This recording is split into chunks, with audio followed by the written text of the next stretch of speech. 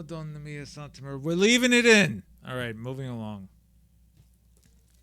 Yeah, I'm fine. Thank you. Hey, everybody. Alex here, and welcome to an all American pickup video.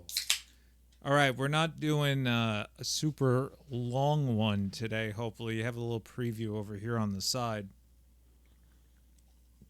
And I am in a little bit of a rush, so we're going to try to do this quick fast. So these pickups, again, a bunch of you guys know, I do spread these out. A bunch of these have just been kicking around for a minute, so some of these titles will definitely look like Christmas Eve, Black Friday stuff. I've just been breaking them up as I go. So we're going to start with Switch games. Actually, no, I lie. We're going to start with birthday gifts or random gifts that I received from the Man Boy Cave. First, a sealed copy of iCarly 2. Join the clique, as it were, to go with my collection of Disney licensed games. And I do have to have a correction on that last video. There is no Malcolm in the Middle game. I thought there was, but there wasn't. I must have been thinking of Cloudy with a Sign of Wizardry or something like that. He also got me a copy of Yu-Gi-Oh! Road to the Destined Duel. I'm sorry, World Championship 2004. And this does have the cards in it, which was very impressive. And at least as of this recording, the early days collection hasn't come in yet. I think this game is actually on it as well. But I do have to put this out there. If you're looking to play Yu-Gi-Oh! Or get into Yu-Gi-Oh! And this collection may be an excuse because right now, the way that game looks, it's just super complicated. The original games are more so based on the rules from the manga and the anime, so they're a little bit stranger. But it doesn't really matter because the game isn't what it used to be anyway. So, it is what it is. All right, now for the Switch games. Some of these are LRG games that I pick up through VGP just because A, Canadian currency, B, I know they have them. And also I don't get charged tax and shipping at the same time.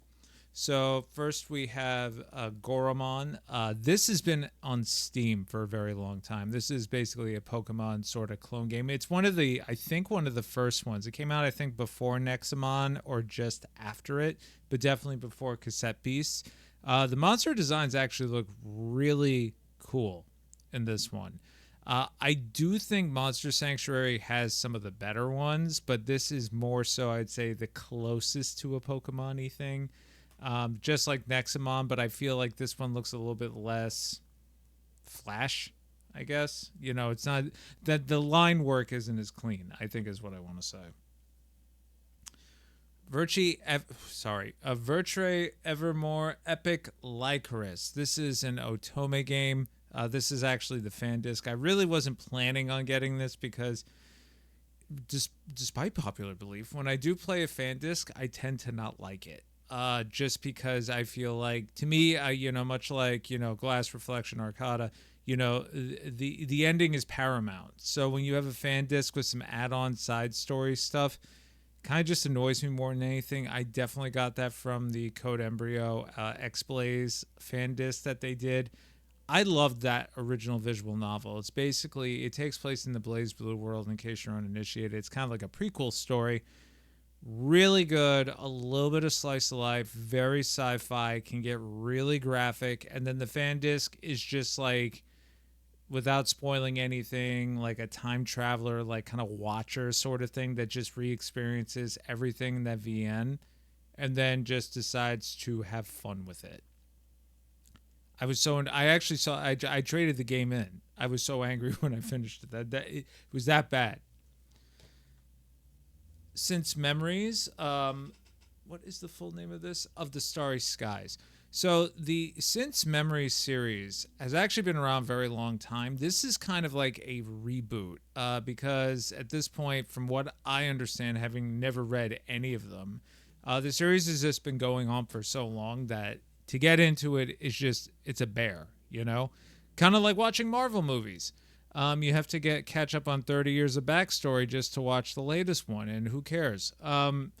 But in this, they're basically doing a kind of soft reboot, bringing it back to the roots that it used to have. And big fans of the series have definitely seen some nods.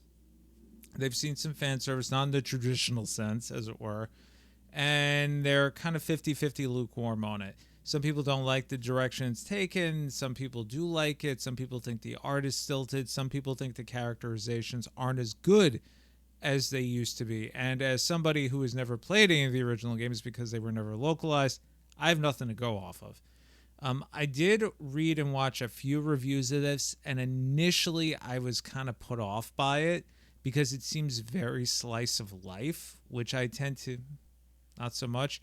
But then I remembered I played World End Syndrome, and that is it starts off very slice of life, and then it kind of evolves a bit. And everybody had said if you get later into this game, since memories, there's a decent mystery in there. So that's kind of what encouraged me to do it. Plus, it was on sale on Whoop for like $29.99. Which, by the way, if you're not taking advantage of checking Woot every once in a while, which is basically Amazon's dumping ground for overstock at this point, you definitely should. The video game section, and I have to preface this, if you're looking at the Nintendo first party stuff, you're not getting the NTSC. You're either going to get the UAE stuff, and in some instances, you're going to get the PAL stuff. But anything else that you're looking at, like the Chance of Sonar, you can get this for literally 50% off. And if you're an Amazon Prime member, because let's be honest, who isn't at this point, shipping is free. And if you use that web extension, which is apparently bad news bears for content creators and influencers, sometimes you get cash back, believe it or not. But Chance of Sonar, this has been on Game Pass. I started to play it on Game Pass a little bit, very little bit.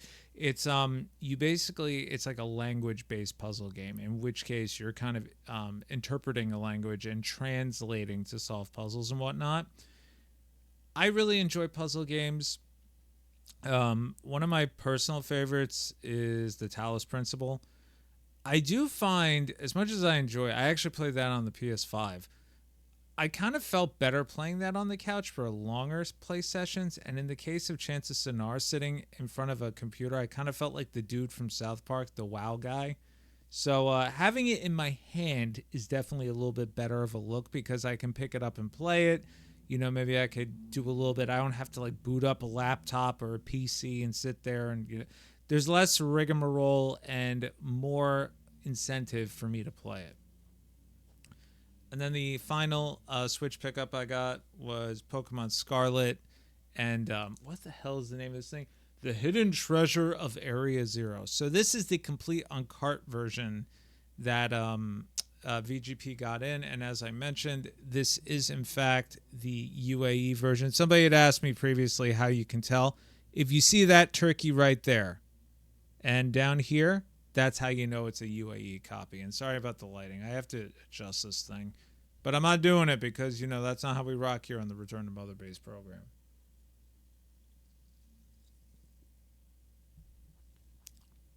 Oh, man, Diet Coke is so good. All right, moving along. More Woot pickups. Grand Blue Fantasy Relink. I tried the demo. I was not impressed. I watched a bunch of reviews. I was kind of impressed. I watched a bunch of lore videos, and then I wasn't impressed. And then one of my good buddies, 22, played it and said it was the biggest disappointment of all time. But then Louie talked about it, and he was like, it's a nice, breezy RPG. And this whole set was less than $40. And again, on Woot, and they had a cashback promo. So I was like, all right, you know what, fuck it. Let's just try it.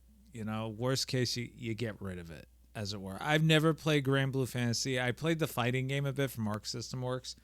And it's the fighting game is gorgeous. But I do find, like, the Arc System Works Guilty Gear style, I feel like is kind of boring to me now. Just seems like...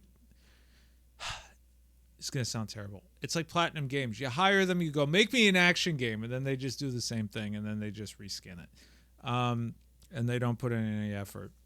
But with Versus, I was kind of disappointed by it. And then even Guilty Gear Strive. I know people like it.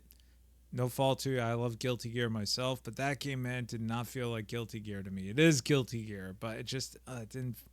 I don't know. It didn't feel good. Even that Dungeon Fighter Online one, same thing. It looked like Guilty Gear. It smelled like Guilty Gear, but it was not Guilty Gear. Rogue Flight. Now, this game has been on Steam. I played the demo. If you're looking for something like Afterburner, but a little bit anime or a lot of bit of anime, you gotta check this game out, man. This has been on Steam for a minute. Apparently, it just recently got a physical release, and I really, really enjoy this. The music is great. It's almost like Macross and Afterburner had a kid. Like that. That's what it is. It is so cool. You gotta check it out. I can't sing more praise about it. It's not really. I don't want to say it's hard, but it's not easy. Like the first time I played it, I died, and I was like, "Whoa, what killed me?" And then I was like, "Oh, there was like missiles coming from the left and the right that I never noticed." It's a little bit hard to distinguish from time to time, but once you get the patterns down, it's really really fun. Fantasian. Oh, I did not pick this up on day one. February and March are double birthday fiascos between my wife and I. So that tends to be when money gets a little scarce, especially when she's turning 40. So you kind of have to do the right thing. So I was waiting for this to go on a price drop, and it went down $10. So I was like, all right, fuck it, I'll take it. Only because I was afraid it was gonna go out of stock because it wasn't on Best Buy anymore, which I was kind of surprised by. And at least with Target, sometimes they'll have one platform and not another. But my barometer is usually if Amazon is out of it, then you better hurry the hell up. They weren't out of it, but I was kind of just like, let me just get it. Worst case, I return it or whatever. And it's not because I doubt the quality of the game. It's just lately I don't see the purpose of buying stuff day one anymore. Like when something comes out, I kind of like put a number in my head. And my let's check it out number happens to be $20, which is why I picked up Wingspan. This was also on Woot. And there was a whole spiel or fiasco or whatever the hell you want to call it with the DLC. Apparently, the first runs of this, they actually forgot to put the code in there. So I don't know if this has or does not have the code yet, but if it doesn't, you just hit them up and then they send it off to you. Emperor Fox picked this up in another video. I'd never really heard of it before. And he and I both like card games. If you listen to enough Video Games Guide Hang, you realize that the two of us are very much into strategy and resource management and deck building games. So this seemed really interesting, and I asked him about it, and he was like, oh, like I've actually played the real game with my friends. It's actually really fun. So I was like, okay. I watched some gameplay, and things like this, you got to play them. You can't watch a gameplay video. You'll go to bed, So I was like, $20, worst case, right? Plus, if he has on PS5, we could always play each other, and I'll probably get my ass handed to me. Next up, also from Woot, El Paso Everywhere. This is kind of like a supernatural Max Payne. This is from, I think it's Strange Scaffold. They've done a bunch of, I was going to say strange games, but they've done a lot of supernaturally stuff. And a lot of people have said their art design and gameplay and everything else is actually really solid. This game, unfortunately, came out on PS5 in kind of a broken state on the disc. It was not able to progress past, I think, the 5th mission. And that was literally day and date on release, and it was a glitch that somehow got past certification. So by the time they finally fixed it, this was already discounted to under $20. It's on Steam. It's usually under $20 on Steam. And from what I've seen from gameplay, it definitely looks like a supernatural Max Payne. It kind of reminds me of Nocturne. I don't know if any of you guys are old enough to remember. That was kind of like Deus Ex, but supernatural. And it was very much like survival horror, isometric. It was such a weird, difficult game to play as a kid, but man, did it look cool. And this kind of just reminds me of it, but with better gunplay. Crosscode, I played this on the Switch back in the day, and I'll be honest, I did not like this game at all. I thought it should have ended 50 hours before it actually did. As a matter of fact, I dropped it. I never even finished it. It got to like this weird third anime season that they wrote in because of a contractual obligation sort of thing. And I was like, okay, I'm done. Like, I've had enough of this bullshit. But here's the thing. This game, it looks like an action RPG, and it is, but it's more a visual novel puzzle adventure game. Think like a Zelda dungeon, and in this case, your main character uses a yo-yo because they're a yo-yo mancer, and that is your mechanic for solving puzzles, for fighting bosses, this, that, and the third, right? The game itself is actually fun. What I realized when I watched gameplay on Steam, because it was on sale, and I was thinking, they released DLC, and I was like, a new game is coming out from the same developers, and it looks really cool. And I was like, oh man, but I didn't really like crosscode. The Switch chugs a lot, and the frame rate has an effect.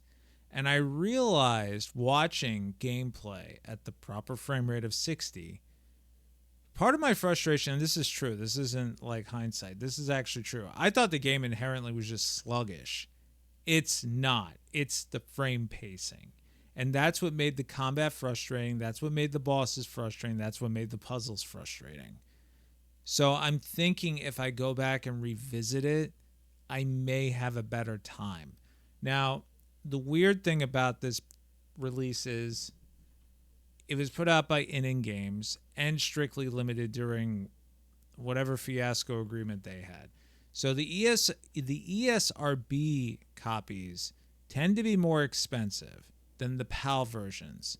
But there's like 4 different PAL versions. There's the Strictly version, there's the In Games version, there's like an Amazon version, then there's some other German version or whatever. I found this on Amazon, put it as a watch. Dude priced it at the PAL copy price, and then nobody bought it, and then he sent me an offer for like another $20 off or $12 off, and I just took it. So this was only $31 all in. So, okay. I could have just bought it digitally for 8 and change, to be completely honest. And I do have to start from the beginning because I originally played on the Switch. But you know what? I figured this is something if I enjoy it enough, and then the new game comes out and I happen to enjoy that too, I'm going to want a physical both anyway, right? So I kind of was just like, for this price, let's just jump on it. This was an upgrade. Vernal Edge. This is a Metroid-style game with really good combat. Not going to lie, I started to play this on the Switch, but, again, with the upgrade, switched over to the PS5, and I'll revisit it later. This weird-ass double pack. Got this on Black Friday, and I'm just showing it now. So, here's the thing. I saw Bruce Campbell on the cover, and I was like, even if it's shit, I have to buy it. Honestly, the gameplay looks great. It reminded me heavily of the Mummy Demastered, but obviously action platformer.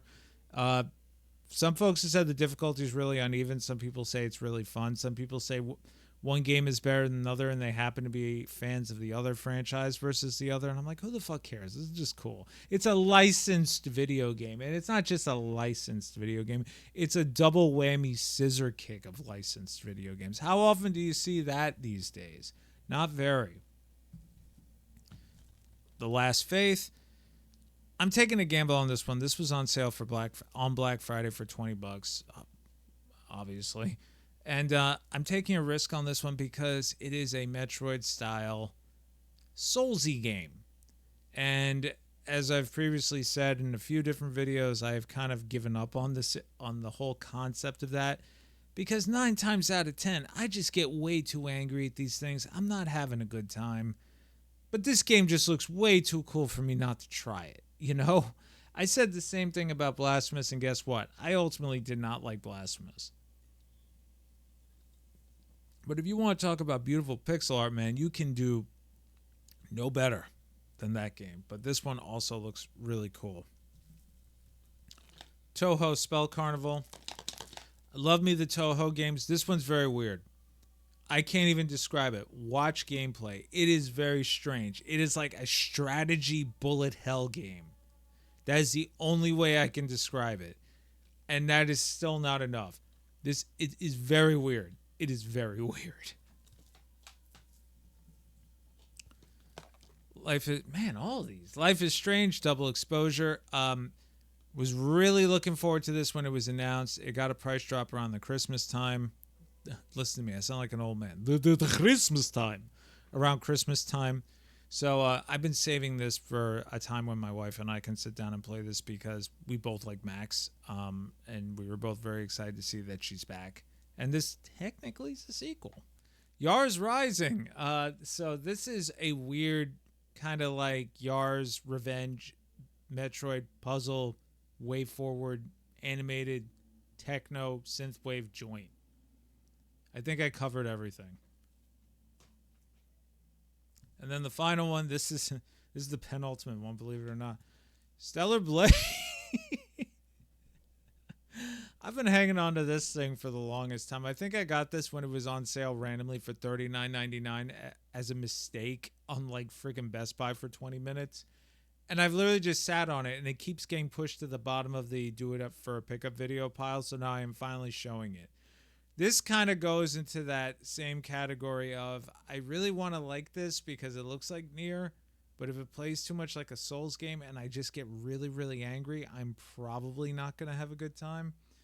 But I really am hoping I do because it does look really cool. And especially since, from what I understand, the studio really did not expect this game to do as well as it did. So if I can give some form of support, I will. Anyway, that's going to do it for this edition of the All-American Pickup Video. I've been Alex, and I'll see you all in the next one. Take care.